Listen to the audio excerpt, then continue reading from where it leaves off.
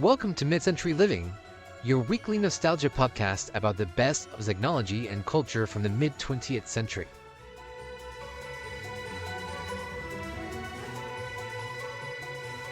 Welcome back to Mid-Century Living, the show where we talk all about the best of the mid-20th century and how to add vintage vibes to your modern life.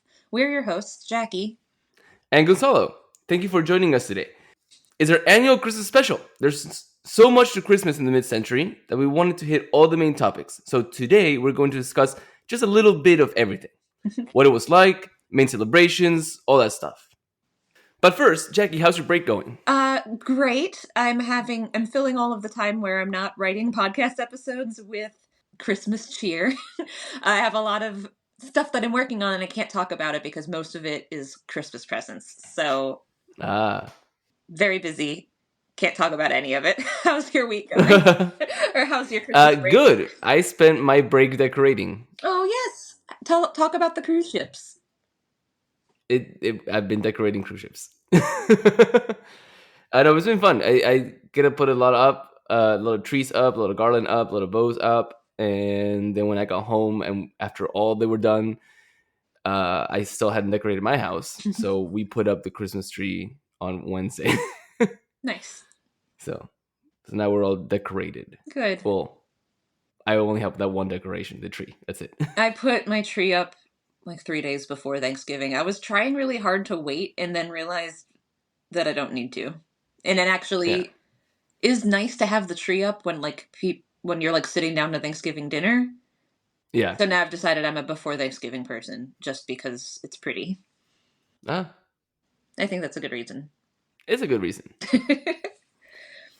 But speaking of dinner, that's a great transition into our first topic of our Little Bit of Everything Christmas special, which is food talk. So, Gonzalo, what do you usually have for Christmas dinner? Anything mid-century? No. Oh. We have food. It changes it depends because is my sister and her family gonna be in town, or is it just the people here in Houston? I don't know. It depends on what we're feeling. We don't have anything that's like every year we have to have this though. Oh, that's interesting. Yeah. Although in our traditionally we would have lechon, which is like roasted pig. Yum. But we don't. How about you? Very traditional in my family. We have to have the exact same thing every year. So we do the Feast of the Seven Fishes for Christmas Eve, including my mom's famous stuffed calamari, which is the best meal I eat all year. I spend my entire year looking forward to that meal. It's the most delicious. And then Christmas Day, we usually do ravioli and prime rib. But the Christmas Eve dinner is very, very traditional. Like that's all I've eaten for Christmas Eve since I was born, and that's probably all my mother ate for Christmas Eve since she was born, and that's just the thing. So it's definitely it's probably earlier than mid-century. It's like old country recipes. Old country recipes. Look at that. But if we want to talk about actually mid-century Christmas dinners, the main dish traditionally that the dinner centered around was actually ham, not turkey. So glazed ham was the most popular, but baked ham slices were often part of the menu as well. Spiral sliced ham glazed with sugar, adorned with canned pineapples and maraschino cherries was the preferred method. Which is just like when you close your eyes and think of mid-century ham, what you like picture in your head. Yeah, that's what you think of. The pineapples and the cherries. I hope the cherries inside the pineapple circle. And as the decade wore on, there are a sprinkling of menus that employ other meats, sometimes a beef roast, and as the decade turned into the 1970s, fish starts being seen. So the side dishes left nothing to be desired, serving up, pun intended, an array of different flavors and treats. I did finger guns that the people can't see. I don't know why I always do that when I do puns. So there's an array of different flavors and treats, both for the mouth and the eye. Cream cheese, bacon, and spinach were the foundation of many appetizers and side dishes. Green bean casserole was invented in 1955 and quickly became a staple at Christmas dinner and at Thanksgiving. By the way, for more on mid-century side dishes, you can check out episode 55, which was this year's Thanksgiving special, where we talked all about side dishes. So yes, that's all the fun, weird, and delicious ones. Yes. But one popular side dish that we didn't cover in that episode was the 24-hour salad also known as the layered salad or the overnight salad, which became famous in the 1950s and 60s probably because it's really easy to make. And since the salad could be done ahead of time, it freed up the modern housewife's busy schedule.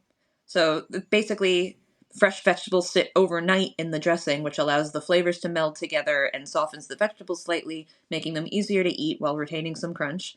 And the dressing was made from a blend of mayonnaise, sour cream, and sugar, which makes it creamy and slightly tangy and is reminding me of coleslaw. Yes. But coleslaw, I don't think sits overnight, and I have an issue with soggy food. And I know that it said that the recipe says they retain some crunch, but in my mind, it's mushy veggies. It depends. I guess it depends on the vegetable. I guess in my mind, I was thinking bell peppers for Mm. whatever reason, because that's the crunchiest vegetable I can I think think of. it's probably green beans. I've seen a lot of Uh, overnight salads with like green beans and Italian dressing, but hmm. anyway. Other side dishes included scalloped potatoes and all kinds of jello molded salads and aspics and cranberry sauce. Yes, out of a can. Desserts. So in England, the most traditional dessert was obviously figgy pudding, but over here, the top of the list was Yule log, or bûche Noël, which is a rolled cake frosted to look like a log that was served at the midnight feast that follows Mass on Christmas Eve. So in Argentina, we have something that's similar to the Yule log. It's called pionono, which I forgot where the word comes from. It's something Italian, like something on something, pio on nono. I don't know Italian. We don't do any Io research non parlo l'italiano. But anyway, we do something similar to that, and it is like a sweet thin dough bread that you cook thin, and then once it's cooled down, you cover it in dulce de leche, here. and then you slowly roll it. And my mom uses like a cheesecloth type thing to like roll it so that it doesn't break and doesn't fall apart. And then you sprinkle it with powdered sugar, Yeah, and then that's it. And it's delicious. that does sound delicious. One last popular dessert is eggnog pie, which I've always wanted to make. One of my internet friends actually made this, and it sounds delicious, but it's basically like a no-bake pie made with vanilla pudding, eggnog, milk, nutmeg, and Cool Whip. So this is definitely something I want to try one day. Maybe next year. I'll do some Yeah. reels. Here's an example 1950s Christmas menu. So there would be consomme, Melba toast, celery curls, and olives to start, roast turkey, mushroom oyster stuffing, cranberry relish, sweet potato souffle, broccoli, green salad bowl with French dressing for dinner, and then individual plum puddings with Brazil nut hard sauce, coffee, and Mm. milk. And this is from the Culinary Arts Institute Encyclopedic Cookbook for 1950. Ooh, the individual plum puddings sounds really good. Hard sauce I is mean, they also all something do, that but comes up at a lot that I've been very intrigued by. And it's just, I think, from what I've gathered, if anyone listening has had it, send us a text message in our show notes so that we can hear all about your firsthand experience. But from what I've read, it sounds like a like super buttery sauce that you actually chill so that the butter gets hard again, and you like mhm. scoop it on top of a hot dessert, and it like melts when you're eating it, Ah, interesting. which I find very intriguing. And there's Christmas season is also famous for cookie swaps. There is some ambiguity about cookie swaps and when they became a thing. History gets us to World War I as far as swaps go, but most research points us to that being more of a bake sale style and not really connected with Christmas. The Wellesley Cookie Exchange moved the practice of swapping cookies into fame during the 1980s. Hmm. Yeah, so we actually have a short little clip that we'll put in our show notes of a 1950s Christmas dinner, and it's a 16 millimeter video, so it's there's no sound, but it kind of shows people like swapping food and like I don't know, it's holiday spirit. Cute. Yeah, but what is Christmas dinner if not spelled in a well decorated winter wonderland? We can't really talk mid-century decorations without highlighting the tree situation, because the common tree found in living rooms across the 1950s and 60s was the aluminum tree. Which are my favorite trees that ever existed. I do not have one. I really, really want one. They're always $500, and I don't want to spend $500. So I'm just waiting for someone to like throw one out of their house on the curb and me just find it in the street. So I'll let you guys know if I ever find one.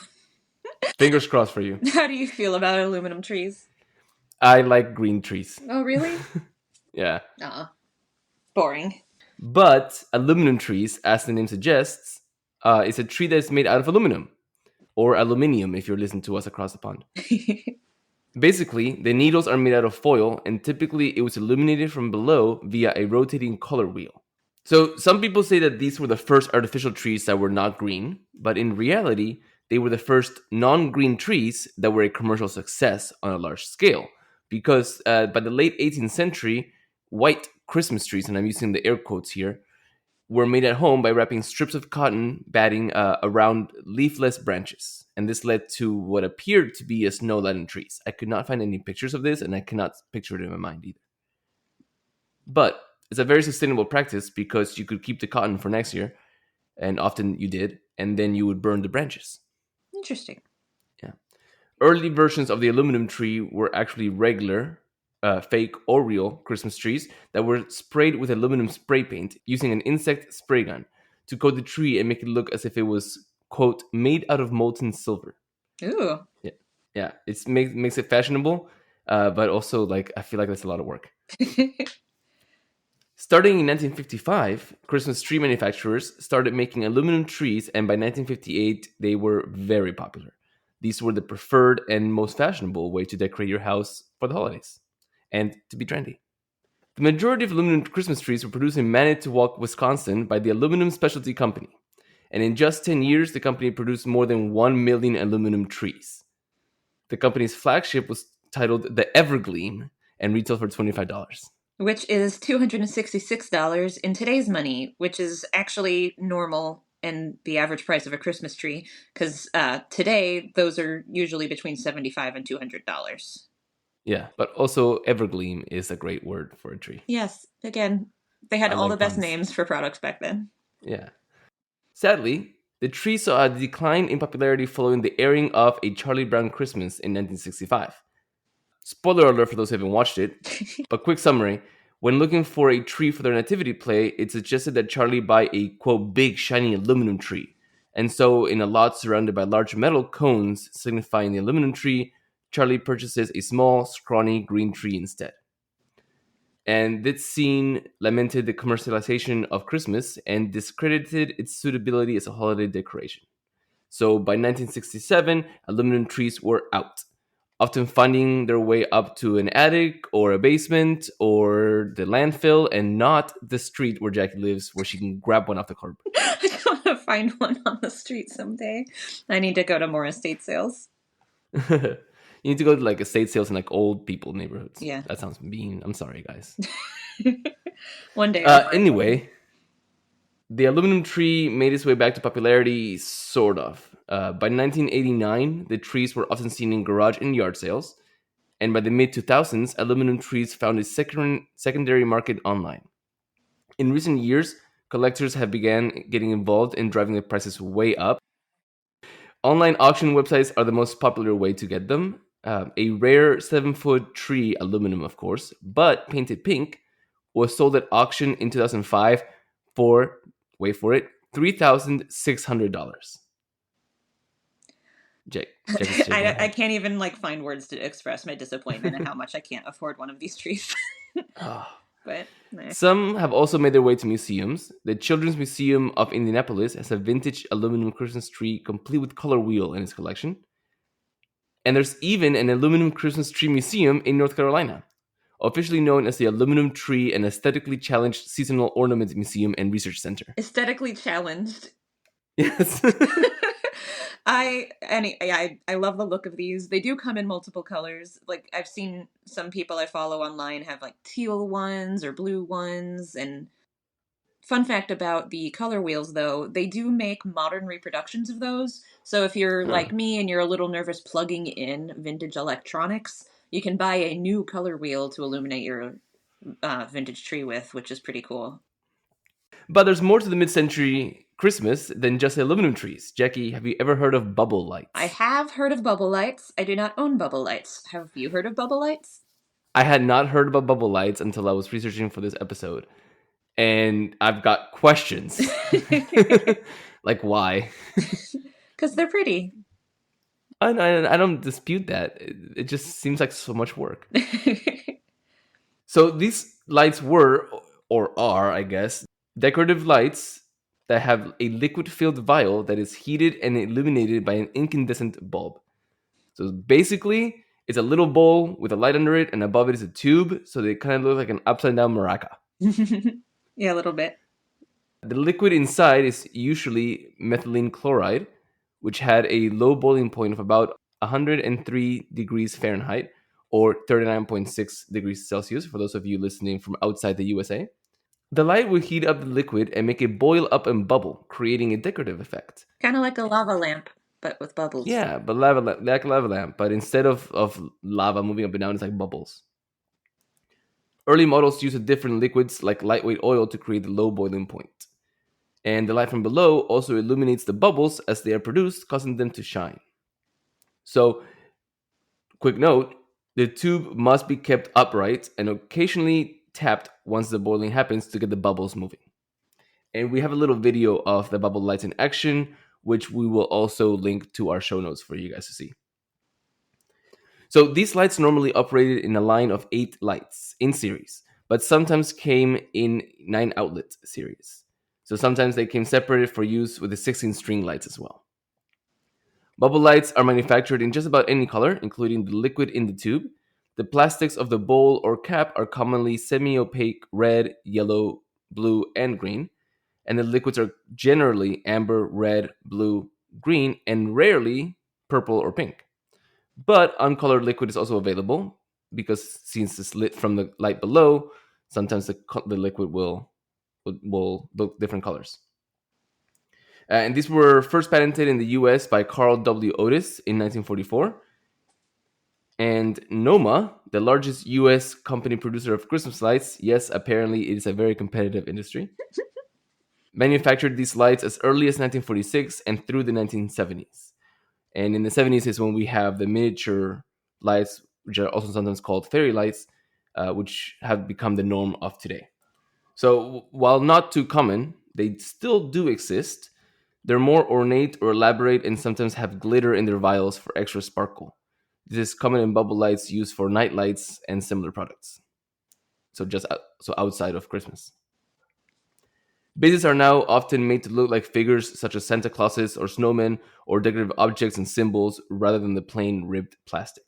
They've also made the jump from simply Christmas decorations to other holidays such as Halloween, with the bowl shaped like the head of a witch or jack-o'-lanterns, which actually I feel more appropriate than Christmas for this type of decoration.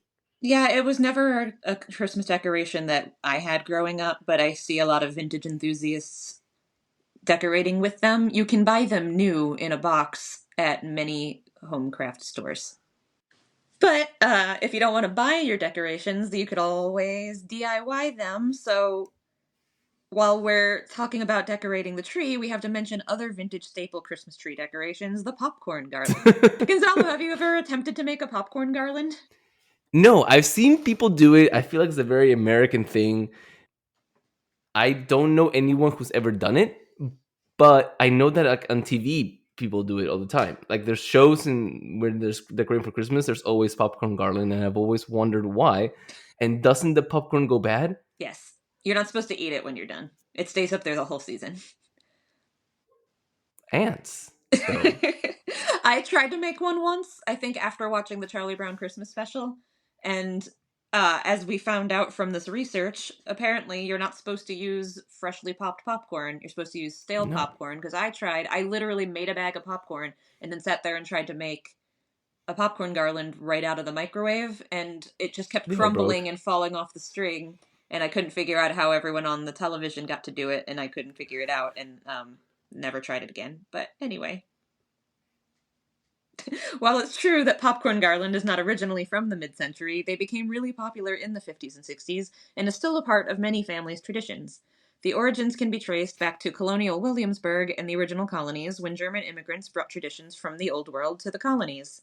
Side note, I am actually low-key obsessed with the way that Williamsburg decorates for Christmas with the Della Robbia, like, fruit wreaths and all this like really cool stuff, but that can probably be its own episode, so we're just gonna skirt maybe over a video episode if I ever make it up there.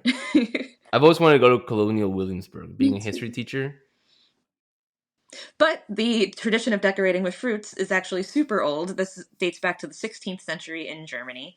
And it's not until the 1800s that popcorn garlands became a thing, which is decorating with food, and that's how it's related.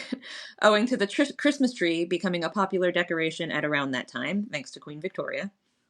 Mm-hmm. German Americans favored fruit and nuts in their decorations, as most were handmade in the early days. Popcorn was dyed bright colors and strung in garland with other food items for a festive effect.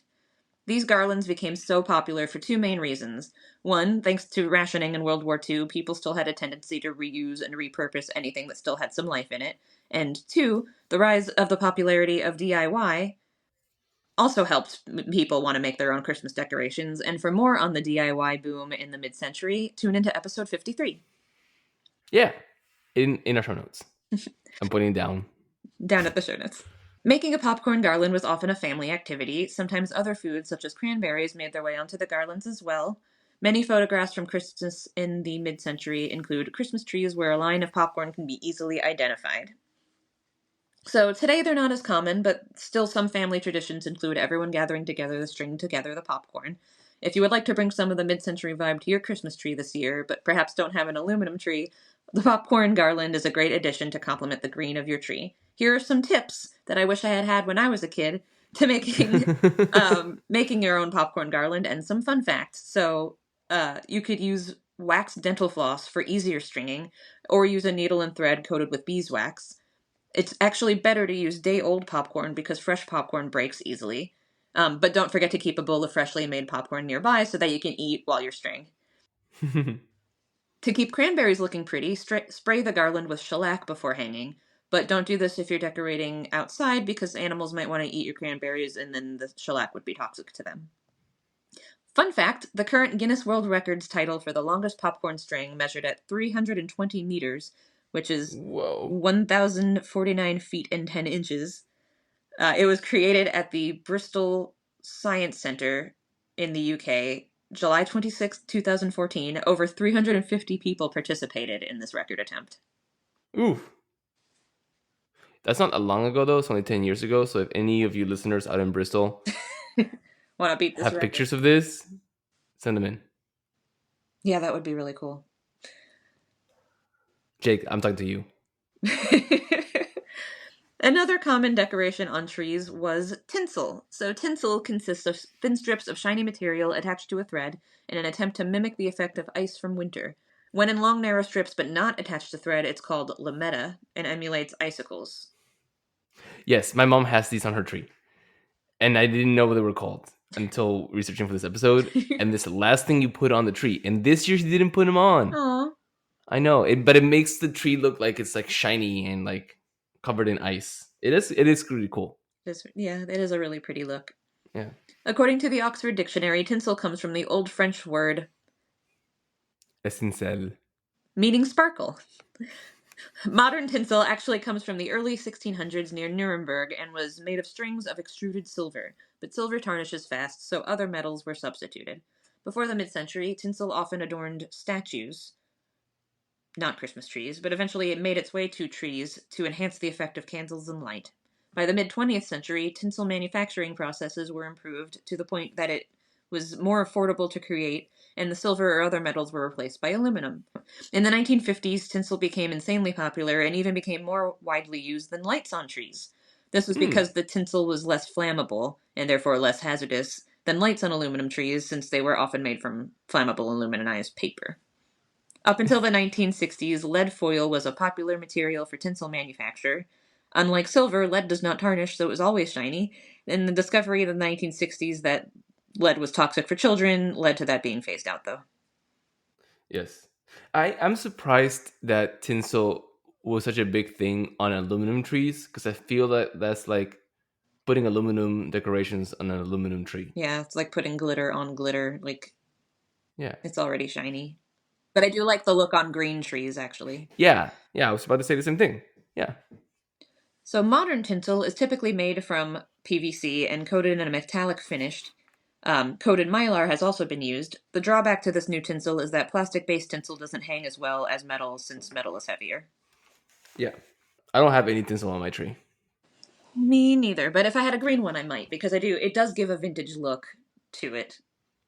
I do like. I really do like the look of it on green Yeah, trees. if I made a vintage or mid 20th tree, then yeah, I would have that in the popcorn. But my tree right now is just red and white. Nice. At least you have a theme. I like it when they have themes. Yeah. But what good is all this food and all these great decorations if they exist without humans celebrating the season? Because the next part we're going to talk about is how people celebrated their holidays. The family gathering together was a centerpiece and staple of the Christmas season of the mid century. Families tended to live closer together, facilitating gathering together for the spirit of the holidays. Also, following the decades of war from the early 1910s and World War One to the 1940s and World War Two, we had achieved relative peace, and gathering together was something cherished that reminded the early mid century of life before the disruption of war. The heart of the celebrations were the fabulous dinners that we discussed earlier, brought to us by classic dishes that to this day continue to evoke warmth and comfort, or in the case of aspects, disgust, maybe. Like, I want to try one, but I also don't. Like, I want tuna in jello, but I also don't. Just do it once to say you did, and then you'll know. But what if I like it? Then it's a new Christmas tradition. And speaking of traditions, traditions were aplenty. Traditional family recipes were a great way to bring the pre war life into the mid century. Families would gather around the piano to sing Christmas music. Many of today's hits come from the mid century. One other tradition was to gather around the wireless radio to listen to the Queen of England's Christmas speech. Although not a tradition started by Her Majesty, the late Queen Elizabeth II, she first delivered her Christmas speech on December 25th, 1952, just 10 months after her father's death. QE2 would also be the first monarch to deliver a Christmas message via the new medium of the television in the mid century, in 1957 to be exact. And another notable mid century benchmark set by Queen Elizabeth II is the colorized television broadcast in 1967. Yeah. She should be the logo of our episode. Today, you can bring the mid century vibe to this year's Christmas celebrations by embracing the simplicity, warmth, and joy of a bygone era. Aw. So, traditions. We've heard about one of your family traditions earlier today. Do you think you're going to continue with the making of the calamari? Have you learned to make the calamari? Yes, I actually make the stuffing. The tricky part is the gravy, which in Italian American families, gravy is pasta sauce, not the gravy that you'd put your biscuits on or put on biscuits. Though I know in theory, the problem is I'm working on learning it. My mom is one of those cooks that just like measures with her heart. Uh huh. And I'm not super good at that yet. I kind of need to know how much of every ingredient to season things with. So I'm working Yeah, on it. it's impossible. Like when my dad taught me his family's pasta recipe, pasta sauce recipe, he's like, just do this and do that and put this and put that. And I go, well, how much of this do I do? He goes, just go with your feelings. My feelings always under seasoned, so I'm working Let on me see mine over season. Really? Yeah. Yeah, I always end up with salty sauce. Well, but I have been actually making the filling for the calamari for the past couple of years. So that I can eyeball. Again, there's no recipe for it. I've just figured out what it looks like Yeah. before you stuff it in the fish. But yeah, so our mid-century, I mean, we do gather as a family together to celebrate, which is, I guess, a mid-century tradition, but really Mhm. it's just Christmas forever. We gather and we eat. Yes. But anyway, last thing we're going to talk about, what is Christmas without presents? It's no secret why the 1950s meant a major increase in spending. The war had ended, rationing was finally letting up, and advertising in newspapers and magazines was also on the increase. The growing popularity of television also helped market spending, especially to children who were quickly becoming the main users of this new media. The toy industry relied on television fairly heavily to market products to children, who would then list them on their gift lists to Santa.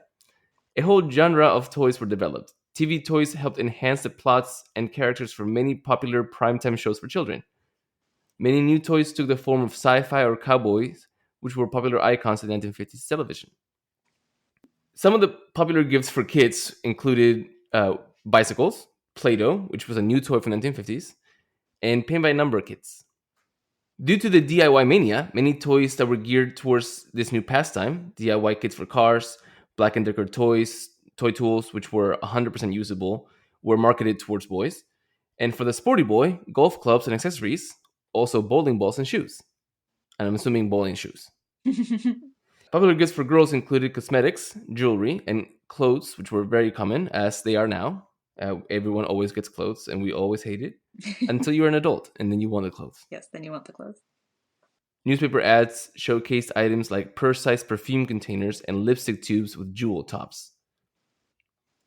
Some of the top toys from the mid-century included Silly Putty, Mr. Potato Head, Play-Doh, Frisbee, and the hula hoop. And for more on some of these toys, check out episode 56, where we talk about the top toys of the mid-century. But Santa also brings toys to the adults. So more Americans had access to electricity and thus modern homes, which led to an increase in electric gifts. The 1955 December issue of Family Circle magazines issued a 2-page advertisement titled, "Why Not Make This an Electric Christmas?" Small appliances were a hit. Blenders, automatic coffee percolators, heater fans, and portable sewing machines. General Electric issued a full-page color ads to promote items such as a steam and dry iron, an automatic toaster. An advertisement for KitchenAid and dishwashers advised male readers to, quote, "give her a Merry Christmas and yourself a Happy New Year." Which is, it's kind of weird, but like, here, have this, make me cookies. So today we covered a lot of mid-century Christmas. And since it is Christmas season, we hope you guys are going to be able to be inspired by this and maybe bring a little bit of the mid-century vibe into your Christmas or holiday season this year. And now that we are caught up to the present, it is time to land the plane. And by plane, I mean the sleigh, because it is Christmas time. So thank you guys all for listening today. If you've enjoyed today's episode, please subscribe to the show and tell a friend. You can also follow us on Instagram and YouTube at MCL Podcast. Instagram is actually the best place to send us feedback and episode suggestions. Send us a DM anytime. Or you can also contact us through the Send Us a Text Message feature right there in the show notes. And if you do, we'll read it on the next episode. Yes, so send us some fan mail. Thanks for listening, guys. We'll talk to you again in a couple of weeks when we come back from break. And we hope you guys have a great holiday season. Merry Christmas and Happy Holidays. Merry Christmas. Thank you for listening to Mid-Century Living. Please subscribe, tell your friends, and leave a review. We are available on Apple Podcasts, Spotify, or wherever you listen to podcasts. You can also follow us on Instagram at MCL Podcast. See you next Friday.